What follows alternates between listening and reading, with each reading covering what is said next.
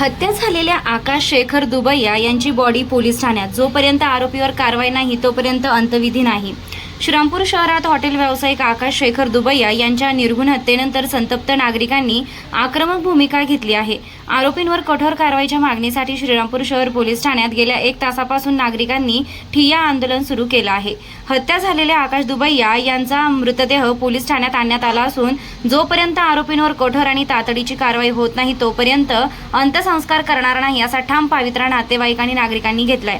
त्यामुळे पोलीस ठाणे परिसरात मोठा तणाव निर्माण झाला असून मोठ्या प्रमाणात नागरिकांची गर्दी झाली आहे। संतप्त नागरिकांनी आरोपींना तात्काळ अटक करून त्यांच्यावर कठोर कलमांखाली गुन्हा दाखल करण्याची मागणी केली आहे। शहरात वारंवार घडणाऱ्या हल्ले, खून आणि गंभीर गुन्ह्यांमुळे कायदा व सुव्यवस्थेचा प्रश्न पुन्हा एकदा ऐरणीवर आला असून पोलीस प्रशासनाच्या कार्यक्षमतेवरही नागरिकांकडून प्रश्न उपस्थित केले जात आहेत। सध्या पोलीस अधिकारी आंदोलनकर्त्यांशी चर्चा करत असून परिस्थिती नियंत्रणात ठेवण्यासाठी पोलीस बंदोबस्त वाढविण्यात आला आहे। मात्र आरोपींवर ठोस कारवाई होईपर्यंत आंदोलन मागे घेणार नसल्याचा इशारा नागरिकांनी दिला आहे।